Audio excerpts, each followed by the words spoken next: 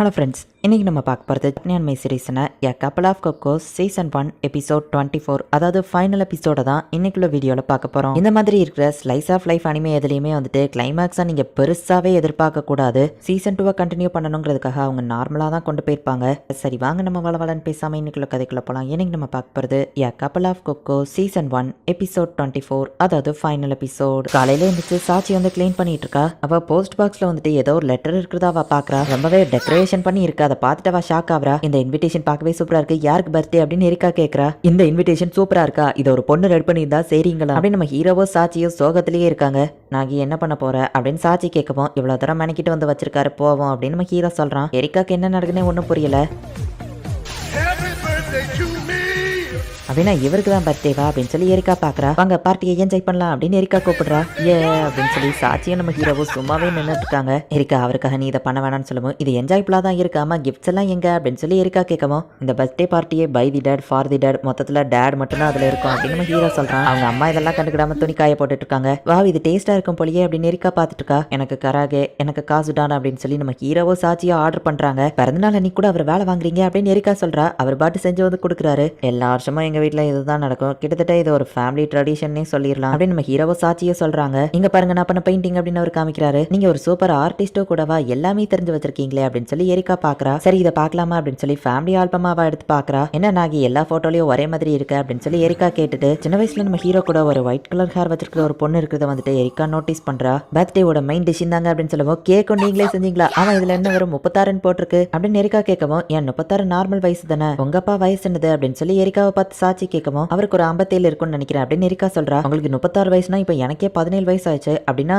19 வயசுலயே உங்களுக்கு குழந்தை பிறந்துருச்சா அப்படின்னு நம்ம ஹீரோவோ சாட்சியும் யோசிக்கிறாங்க. அப்போ நாங்க சின்ன ஜெருசுங்க கொஞ்சம் அப்படி இப்படி இருந்துட்டோம் அப்படின்னு சொல்லி அவங்க அப்பா சொல்லவும், இதை இவர் ஒத்துக்கிடுவாரு நான் எதிர்பார்க்கல அப்படின்னு நம்ம ஹீரோ நினைக்கிறான். நாகி அவங்க ஒன்னு பிளான் பண்ணி பத்துக்கிடல, ஆக்சிடென்ட்லாம் பிறந்துட்டேன்னு சாட்சி சொல்லுவோம். அது ஆக்சுவலி நாப்பா அப்படின்னு சொல்லி எரிக்கா சொல்றா. அச்சோ எரிக்கா நான் ஒன்னும் மீன் பண்ணல சாரி அப்படின்னு சொல்லி சாட்சி சொல்றா. நான் ஆக்சிடென்ட்லாம் பிறந்திருக்கேன், அது போக பிறந்தோடனே பெட் மாதிரி வேற வீட்டுக்கு போயிட்டேன், உண்மையிலேயே என் லைஃப் யூனிக்கா இருக்குதுல்ல அப்படின்னு சொல்லி எரிக்கா ஜாலி ஆவரா. ஆமா உன் பிறந்தநாள் சாட்சி கேட்கவும் ஏப்ரல் 6 சொல்றா. நாகியோட பர்த்டேவா அன்னைக்கு தான் அப்படின்னு சாட்சி சொல்லவும், நான் ஆப்வியஸா அதுதான் இருக்கும், ஒரே நாள் நாங்க பிறந்ததுனால தானே பெட்டே மாறணும் அப்படின்னு நம்ம ஹீரோ சொல்றான். அந்த ரீசனுக்காக தான் நீங்க பெட் மாறினது நாங்க கண்டுபிடிச்ச உடனே உங்க 17வது பிறந்தநாள் அன்னைக்கு அதை சொன்னோம் அப்படின்னு சொல்லி அவங்க அப்பா சொல்றாரு. இவங்க பர்த்டே அன்னைக்கு தான் நம்ம ஹீரோவும் எரிக்காவும் மீட் பண்ணிருப்பாங்க. எரிக்காக்கும் நம்ம ஹீரோக்கும் என்கேஜ்மெண்ட் ஆயிருக்கும், அந்த நாளை என்னால மறக்கவே முடியாது அப்படின்னு சொல்லி எரிக்காவும் நம்ம ஹீரோவும் சொல்லிட்டு இருக்காங்க. பேச்சுவாக்குல சாட்சி நம்ம ஹீரோவோட கேக் எடுத்து சாப்பிடுவோம். நம்ம ஹீரோவில் திட்டுறான். சரி வீடு நாகி, நான் உங்ககிட்ட ஒன்னு சொல்லணும். இதுக்கு முன்னாடி நாங்க உன்னை ஏதாச்சும் சொல்லி கஷ்டப்படுத்தி இருந்தா மன்னிச்சிரு. எங்களோட 2 பசங்களுமே எங்க கூட இருக்கணுங்கிறதுக்காக தான் அவங்களுக்கு என்கேஜ் பண்ணலாம் நாங்க அன்னைக்கு முடிவு பண்ணணும். ஆனா இப்பதான் புரிய வந்துச்சு, உங்களோட சந்தோஷம் தான் எங்களுக்கு முக்கியம், சோ உங்க விருப்பத்துக்கு மீறி நாங்க எதுவுமே பண்ண மாட்டோம் அப்படின்னு நம்ம ஹீரோவோட அப்பா அம்மா சொல்லவும், எரிக்காவோட அப்பா கிட்ட இதை பத்தி சொல்ல வேணாமா அப்படின்னு சொல்லி சாட்சி கேட்கிறா. நம்ம ஜஸ்ட் இதை பேசிக்கிட்ட தானே செய்யறோம் அப்படின்னு சொல்லி அவங்க அப்பா சொல்றாரு. அவங்களோட பேரண்ட்ஸாவே நாங்க இருந்தாலும் நீங்க யார் கல்யாணம் பண்ணணுங்கிறத நீங்களே டிசைட் பண்ணுங்க,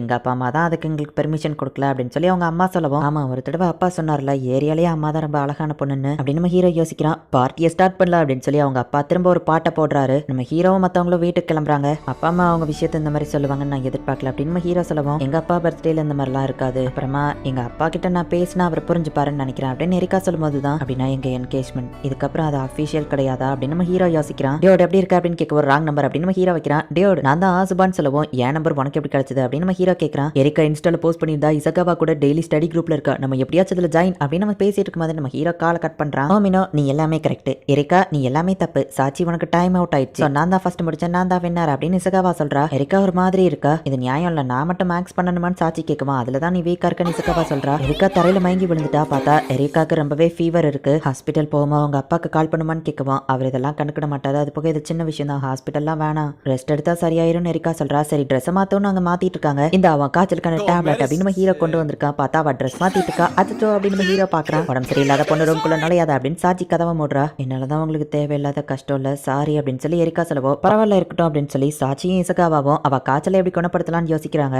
என் வீட்டுக்கு போய் சில விஷயங்களை எடுத்துட்டு வரேன் அப்படின்னு சொல்லி இசகாவா போறா. நானும் போறேன் அப்படின்னு சொல்லி சாட்சியும் போறா. என்னாலதான் உங்களுக்கு பிரச்சனை மன்னிச்சிருங்க அப்படின்னு சொல்லி எரிக்கா சொன்னது நம்ம ஹீரோ யோசிச்சு பார்த்துட்டு கொஞ்சம் டென்ஷன் ஆகிறான். ஆல்கஹால்ல ஆன்டிபயோட்டிக்ஸ் இருக்கு, அது போக அது உன்னோட டெம்பரேச்சரை இன்க்ரீஸ் பண்ணும், இதை கூடி சீக்கிரமே உனக்கு வேர்க்கும் அப்படின்னு சொல்லி இசகாவா சொல்றா. அதெல்லாம் வேண்டாம், நீ ஒரு அண்டர் ஏஜ் பர்சன், அதனால நீ குடிக்காத, நல்ல வெண்ணி போட்டு குளிச்சுன்னா உன் பாடிக்கு இதமா இருக்கும், உனக்கு அப்பவும் வேர்க்கும், சோ வா போய் குளிக்கலாம் அப்படின்னு சொல்லி சாட்சி கூப்பிடுறா. ஆமா இது என்ன காஸ்டியூம் அப்படின்னு சொல்லி அப்படியே இப்போ எரிக்கா வந்து மயங்கி விழுந்துருதா. அச்சோ நம்ம என்ன பண்ணாலும் ஒர்க் அவுட் ஆக மாட்டேங்குது, என்ன பண்றது, நம்ம சாப்பாடு கொடுத்தாலும் வேண்டாம்னு சொல்றா. ஒருவேளை வைரஸ் ஃபீவரா இருந்துச்சுன்னா அப்படின்னு சொல்லி சாச்சி கேட்கவும் அதிகமா அங்கங்கன்னு சுத்தி இருக்கால அதனாலதான் காய்ச்சல் இருக்கும் அப்படின்னு சொல்லி இசக்காவா சொல்றா. இப்போ நம்ம ஹீரோ எந்திரிச்சு ஏதோ சாப்பாடு ரெடி பண்றான். ஹே ஆமனோ இந்த அப்படின்னு சொல்லி நம்ம ஹீரோ போய் கொடுக்கவும் எனக்கு சாப்பாடு வேண்டான்னு சொன்னல அப்படின்னு வா சொல்றா. ஆனா அவ வயித்துல பசிக்கிற சவுண்ட் கேக்குது. அவங்க கிட்ட மட்டும் கஷ்டப்படுத்தினதுக்கு சாரின்னு கேட்கறான். ஆனா என்கிட்ட ஒரு தடவை கூட கேட்டதில்ல, நிறைய தடவை நீ என்ன தொந்தரவு பண்ணிருக்கான்னு உனக்கே தெரியும், ஆனா என்கிட்ட நீ அந்த மாதிரி கேட்டது இல்லையே அப்படின்னு நம்ம ஹீரோ கேட்கறான். அப்படிலாம் இல்லையே அப்படின்னு வா சமாளிக்கிறா. அதுக்கப்புறம் சாச்சி இங்க வந்து தங்க ஆரம்பிச்சா. இசக்காவா டெய்லியும் நம்ம வீட்டுக்கு வந்துட்டு போயிட்டு இருக்கா. உனக்கே தெரியாம நீ ரொம்ப ஒர்க் பண்ணதுனால தான் டயர்டாகி உனக்கு காய்ச்சல் வந்துட்டுன்னு நினைக்கிறேன் அப்படின்னு நம்ம ஹீரோ சொல்லவும் சரி நெரிக்காவும் இப்ப சாப்பாடை வாங்கிக்கிடுறா. நான் ரொம்பவுமே என்ஜாய் பண்ணதுனால நான் டயர்டா இருக்கேங்கிறதையே நான் ஃபீல் பண்ணல, எனக்கே என்னைய பத்தி தெரியல, ஆனா நீ எப்படி கரெக்டா தெரிஞ்சு வச்சிருக்க அப்படின்னு சொல்லி எரிக்கா கேட்கவும் ஏன்னா நமக்கு என்கேஜ்மெண்ட் ஆயிருக்கு, உன்னை பத்தி எனக்கு தெரியாதா அப்படின்னு நம்ம ஹீரோ சொல்றான். எரிக்கா கொஞ்சம் வெக்கப்படுறா. அண்ட் வெளியே இருந்து சாச்சியும் இசக்காவும் இதை கேட்டுட்டு இருக்காங்க. ஸோ இதனாலதான் அவ டயர்டா இருந்தாலும் அதை வெளியே காட்டிக்கிடலையா அப்படின்னு இசக்காவா பாக்குறா.